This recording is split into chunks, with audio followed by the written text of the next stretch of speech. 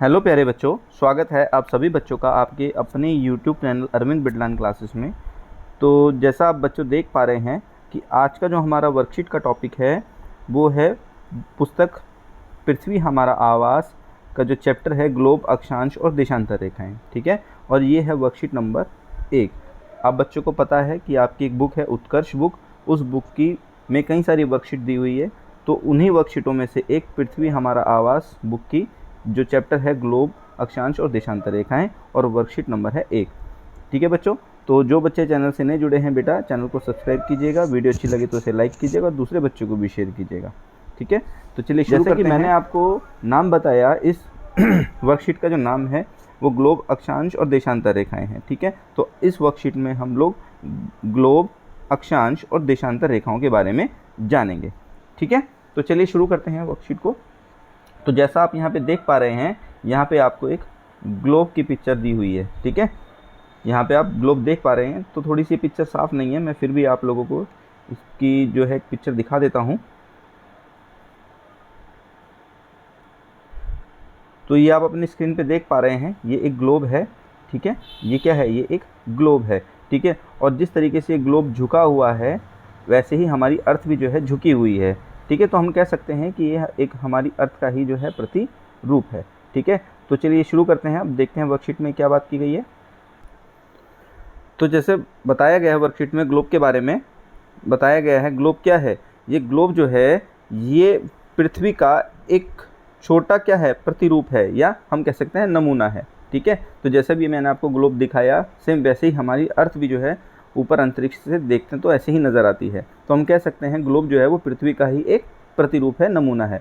आप देखेंगे कि एक सुई ग्लोब में झुकी हुई है। ठीक है, देखिए आप यहाँ देख पा रहे हैं चित्र में। तो ऊपर से देखिए यहाँ एक सुई है और यहाँ एक सुई है, जिसे क्या कहते हैं, अक्ष कहते हैं।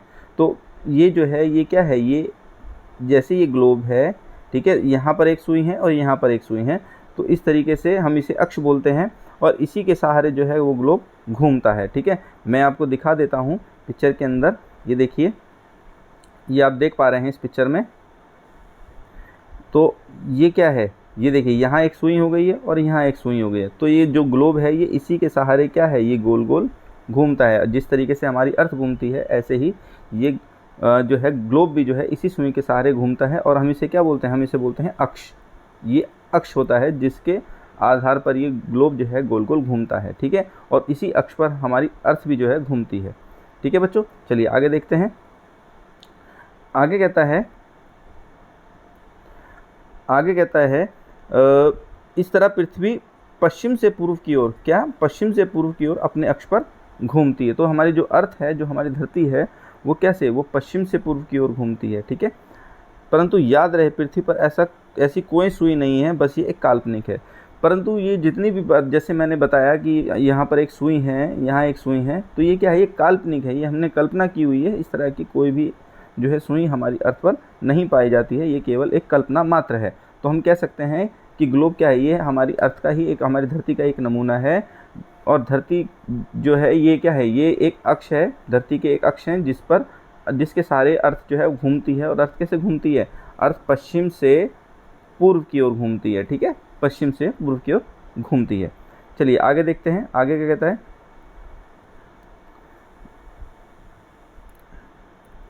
आगे कहता है अक्षांश देशांतर रेखाओं का महत्व क्या है। ठीक है, तो देखिए हम यहाँ पे बात करते हैं। ये देखिए आप देख पा रहे हैं यहाँ पर महत्वपूर्ण अक्षांश रेखाएं हैं। तो मैं आपको समझा देता हूँ ग्लोब के माध्यम से। ये देखिए जैसे ग्लोब है, ठीक है, अगर मैं बात करता हूँ अक्षांश रेखाओं की, तो ये देखिए ये जो आपको रेखा नज़र आ रही है इस तरीके से, ये कौन सी रेखा है, ये अक्षांश रेखा है। तो हम इस रेखा को एक और नाम देते हैं, हम इसे भूमध्य रेखा, भूमध्य रेखा, या हम इसको विषुवत रेखा, विषुवत रेखा भी कहते हैं। ठीक है, और इसका मान कितना होता है, इसका मान 0 डिग्री होता है। तो भूमध्य रेखा जो है वो इस तरीके की रेखा है जो हमारी अर्थ को, हमारी धरती को 2 भागों में बांटती है। इस वाले भाग को हम क्या कहते हैं, ये वाला भाग हमारा उत्तरी गोलार्ध कहलाता है और ये वाला नीचे वाला भाग हमारा दक्षिणी गोलार्ध कहलाता है। ठीक है, ये दक्षिणी गोलार्ध है और ये वाला उत्तरी गोलार्ध है। ठीक है, तो इस तरीके से हम क्या कह सकते हैं, ये क्या है, ये एक भूमध्य रेखा है। ठीक है। और अगर हम देशांतर रेखाओं की बात करते हैं बच्चों, तो जो देशांतर रेखाएं हैं आप देख पा रहे हैं, जैसे यहाँ से क्या है, ये हमारा उत्तरी ध्रुव है और ये हमारा दक्षिण ध्रुव है। तो यहाँ से यहाँ तक जो लाइन आती है, जो उत्तरी और दक्षिण ध्रुव को आपस में मिलाती हैं, वो कहलाती है देशांतर रेखाएं। वो क्या कहलाती हैं? देशांतर रेखाएं। ठीक है बच्चों, तो ये है देशांतर रेखा, ये है देशांतर रेखा। और इस तरीके से जो लाइन पश्चिम से पूर्व की ओर, ये कौन सी साइड है? ये पश्चिम है और ये पूर्व है। तो जो पश्चिम से पूर्व की ओर जाती है वो कहलाती है अक्षांश रेखा। ठीक है, ये आप बच्चों को याद हो जाना चाहिए बेटा, है ना, अक्षांश रेखा, क्योंकि इंपॉर्टेंट है और एग्जाम में भी पूछा जाता है। ठीक है, तो चलिए आगे देखते हैं क्या कहते हैं।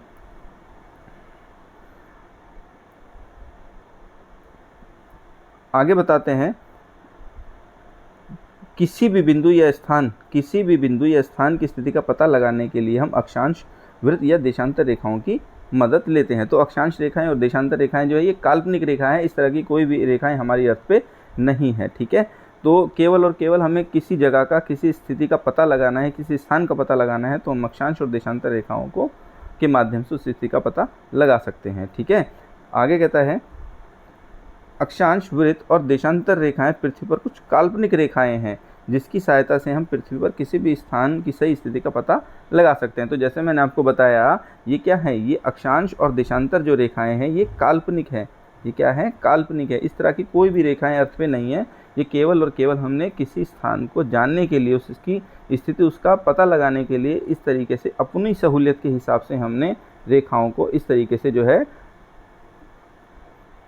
बना दिया है। ठीक है, केवल और केवल ये काल्पनिक है। ठीक है, आगे देखिए, आगे कहते हैं,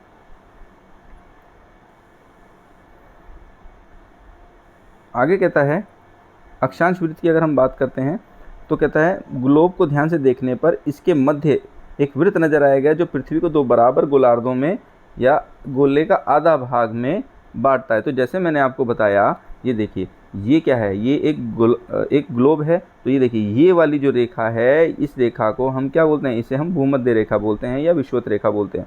तो इस रेखा, ये जो रेखा है, ये हमारी अर्थ को दो भागों में बांटती है ना, एक भाग ये है और एक भाग ये। ठीक है, और ये सबसे बड़ी जो है विषुवत रेखा जो है, ये सबसे बड़ी अक्षांश वृत्त कहलाती है। ठीक है, या हम बोल सकते हैं अक्षांश रेखा कहलाती है। आगे क्या कहता है, देखिए, आगे कहता है, इसे विषुवत रेखा कहा जाता है। उत्तर दिशा का आधा भाग उत्तरी गोलार्ध और दक्षिण दिशा का आधा भाग दक्षिणी गोलार्ध कहलाता है, जैसे मैंने आपको बता दिया। ठीक है, आगे कहता है, ग्लोब में दो बिंदु होते हैं जिनसे होकर सुई गुजरती है, उसी तरह पृथ्वी पर एक काल्पनिक सुई या बिंदु होते हैं। उत्तरी दिशा के बिंदु को उत्तरी ध्रुव और दक्षिणी दिशा के बिंदु को दक्षिण ध्रुव कहा जाता है। तो ये देखिए, आप यहाँ पर आप देख पा रहे हैं, ये वाला जो पॉइंट है इसको हम उत्तरी ध्रुव कहते हैं। ठीक है, ये क्या कहलाता है? हमारा उत्तरी ध्रुव। ये है हमारा उत्तरी ध्रुव। ठीक है, और ये वाला जो पॉइंट है बच्चों, ये कहलाता है हमारा क्या? दक्षिणी ध्रुव। ठीक है, तो उत्तरी ध्रुव और दक्षिणी ध्रुव। ठीक है बच्चों, चलिए आगे देखते हैं। आगे कहता है, विषुवत वृत्त से ध्रुव तक स्थित सभी समांतर वृत्तों को अक्षांश वृत्त कहा जाता है। अक्षांशों को, ठीक है, अंश या डिग्री में मापा जाता है। ठीक है, तो ये क्या है? ये हमारी अक्षांश ही हैं, ये सब, ये समानांतर है। ये देखिए, मैं दिखा देता हूँ आपको। ये देखिए, ये वाले जो हैं, ये क्या है? ये सब, ये अक्षांश है। ठीक है, तो इस तरीके से लाइन सब जो है ऊपर जाती हैं इस तरीके से। ठीक है, और जैसे जैसे लाइन जाती है वैसे वैसे ये अक्षांश रेखा छोटी हो जाती है और यहाँ पर उत्तरी ध्रुव पर आकर केवल एक बिंदु की तरह हो जाती है। इसी तरीके से दक्षिणी गोलार्ध में भी अक्षांश रेखाएं जाती है। ठीक है, इस तरीके से अक्षांश रेखा जाती है और जैसे जैसे आगे जाती हैं इनकी लंबाई छोटी हो जाती है और अंत में ध्रुव पर जाकर एक बिंदु की तरह हो जाती हैं। तो एक दूसरे के समानांतर तो होती हैं, परंतु जैसे जैसे ये ऊपर की ओर जाती हैं, इनकी जो लंबाई है वो छोटी होती जाती है। ठीक है बच्चों, चलिए आगे देखते हैं। आगे कहता है, विषुवत वृत्त का मान जो है वो 0 डिग्री अक्षांश माना जाता है। तो जो विषुवत वृत्त है ये क्या है? ये 0 डिग्री अक्षांश मानी जाती है। विषुवत वृत्त से उत्तरी ध्रुव तक कुल 90 तथा दक्षिणी ध्रुव तक कुल 90 अक्षांश वृत्त माने जाते हैं। ठीक है, तो इसको हम ऐसे समझ सकते हैं। ये देखिए, अगर मैं बात करता हूँ, ये हमारी क्या है, विषुवत रेखा है। तो यहाँ से कितनी विषुवत रेखाएं हैं, यहाँ से उत्तरी ध्रुव की ओर जो विषुवत रेखाएं हैं वो कुल है 90। कितनी है, 90। और दक्षिणी ध्रुव में कुल जो विषुवत रेखाएं हैं वो कितनी हैं, वो है कुल विषुवत रेखा 90। तो उत्तरी ध्रुव में भी 90 है विषुवत रेखा, और दक्षिणी ध्रुव में भी विषुवत रेखा कह रहे, सॉरी, अक्षांश रेखा जो है दक्षिण ध्रुव में भी अक्षांश रेखा है जो 90 है। विषुवत रेखा तो हमारी एक ही है जो सबसे बड़ी है, लेकिन अगर हम ऊपर की ओर जाते हैं तो अक्षांश रेखाएं 90 है, और अगर हम दक्षिणी गोलार्ध की तरफ आते हैं तो अक्षांश रेखाएं जो है 90 हैं। तो 90 और 90 कितना हो गया, 180। ठीक है, प्लस में एक हमारी भूमध्य रेखा, तो कुल कितने हो गए, ये हो गई हमारी अक्षांश रेखाएं कुल 181। ठीक है, तो अक्षांश रेखाएं कितनी है हमारी, 181 है। ठीक है बच्चों, चलिए आगे देखते हैं। आगे कहता है, यहाँ तक तो हमने समझ लिया कि विषुवत वृत्त से उत्तरी ध्रुव तक कुल 90 और दक्षिण ध्रुव तक कुल 90 वृत्त माने जाते हैं, और प्रत्येक वृत्त के प्रत्येक अंश के बीच में जो है वो 1 डिग्री का मान होता है। ठीक है, तो अगर जैसे मैंने बताया आपको कि ये जो अगर हमारी अक्षांश रेखा है तो इनके जो बीच का जो गैप होगा वो कितना होगा, वो होगा 1 डिग्री का। कितने डिग्री का, 1 डिग्री का। इसी आधार पर उत्तरी ध्रुव को 90 डिग्री उत्तरी ध्रुव और दक्षिण ध्रुव को 90 डिग्री दक्षिण ध्रुव कहा जाता है। ठीक है बच्चों, तो हमने समझा इस वर्कशीट में अक्षांश रेखाएं और देशांतर रेखाओं के बारे में। तो कुल जो अक्षांश रेखाएं हैं वो कितनी है, वो 181 है, और दो अक्षांश रेखाओं के बीच का जो मान होता है वो होता है 1 डिग्री। अक्षांश और देशांतर रेखाओं से हम किसी भी स्थान की स्थिति का पता लगा सकते हैं। तो ये बहुत ही इंपॉर्टेंट होती है अक्षांश और देशांतर रेखाएं। ठीक है, थोड़ा सा मैं आपको और रिवाइज करवा देता हूँ। तो देखिए, जैसे ये ग्लोब है, ये वाली जो रेखा जो पश्चिम और पूर्व को आपस में मिलाती है, ठीक है, ये पश्चिम और पूर्व को जो आपस में मिलाती है, ये वाली रेखाएं हैं अक्षांश रेखा। ठीक है, और अक्षांश रेखा इस तरीके से ऊपर चलती चली जाती हैं। ठीक है, और जैसे जैसे ऊपर जाएंगे इनकी लाइन जो है लंबाई छोटी होती जाती है, और यहाँ पर एक ये डॉट के समान हो जाती है। ठीक इसी तरीके से दक्षिणी गोलार्ध में भी ये जो है अक्षांश रेखाएं नीचे बढ़ती चली जाती हैं और ध्रुवों पर आकर एक डॉट की जगह हो जाती है। तो कुल अक्षांश रेखाएं जो है वो हमारी 181 है। ठीक है, ये है हमारा उत्तरी ध्रुव और ये है हमारा दक्षिणी ध्रुव। तो उत्तरी ध्रुव और दक्षिणी ध्रुव को जो रेखाएं मिलाती हैं हम उन्हें देशांतर रेखा कहते हैं। कौन सी रेखा कहते हैं, देशांतर रेखाएं। ठीक है, तो इस तरीके से बहुत सारी देशांतर रेखाएं हैं जो इन ध्रुवों को आपस में मिलाती है। जिस तरीके से आप देख पा रहे हैं ये सब क्या है, ये सब हमारी देशांतर रेखाएं हैं। ठीक है बच्चों, जिनके बारे में हम आगे वर्कशीट में पढ़ेंगे। ठीक है, तो इस तरीके से अक्षांश और देशांतर रेखाओं से हम किसी भी जगह की स्थिति का पता लगा सकते हैं। ठीक है, तो चलिए इसके कुछ क्वेश्चंस भी हैं। तो जैसे इसमें प्रथम क्वेश्चन जो है खालिस्तान भरो है, तो इसमें कहता है विषुवत वृत्त का मान डैश होता है। तो विषुवत वृत्त का मान कितना, 0 डिग्री होता है। आगे पृथ्वी अपने अक्ष पर डैश से डैश दिशा में घूमती है, पश्चिम से पूर्व की ओर घूमती है। ठीक है, आगे कहता है ग्लोब को देखकर बताइए कि भारत किस गोलार्ध में है। तो जो भारत है हमारा बच्चों वो है उत्तर पूर्वी गोलार्ध।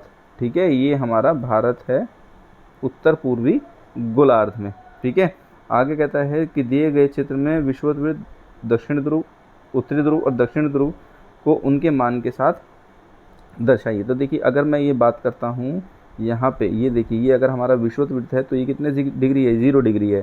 ठीक है, ये हमारा दक्षिण ध्रुव है, ये कितने डिग्री है, ये है 90 डिग्री। ठीक है, और ये अगर हमारा उत्तरी ध्रुव है तो ये कितने डिग्री है, ये भी 90 डिग्री है। ठीक है, तो इस तरीके से हम इनके मान को लिख सकते हैं। आगे कहता है प्रश्न नंबर 4 में कल्पना कीजिए यदि अक्षांश नहीं बनाए गए होते तो क्या होता। देखिए, अगर अक्षांश नहीं बनाए गए होते तो हम किसी भी देश की स्थिति का पता नहीं लगा पाते। ठीक है, हम किसी भी देश की स्थिति, किसी भी देश की जानकारी का पता, उसकी लोकेशन का पता नहीं लगा पाते। ठीक है, तो इसीलिए अक्षांशों को हमने बनाया है ताकि हम किसी भी देश की स्थिति, उसके लोकेशन की जानकारी हमें मिल सके। ठीक है, इसीलिए अक्षांश रेखाएं जो हैं वो बहुत इंपॉर्टेंट रोल प्ले करती हैं। ठीक है बच्चों, तो ये आपकी वर्कशीट थी, वर्कशीट नंबर 1। उम्मीद करता हूँ आपको समझ में आया होगा बेटा। ठीक है, तो वीडियो आपको कैसी लगी, वीडियो अगर अच्छी लगी तो उसको लाइक कीजिए, और अगर आप चैनल से नहीं जुड़े हैं तो नए चैनल को सब्सक्राइब कीजिए बेटा, और दूसरे बच्चों को भी शेयर कीजिए। ठीक है, मिलेंगे फिर हम अगली वीडियो पे। Thank you.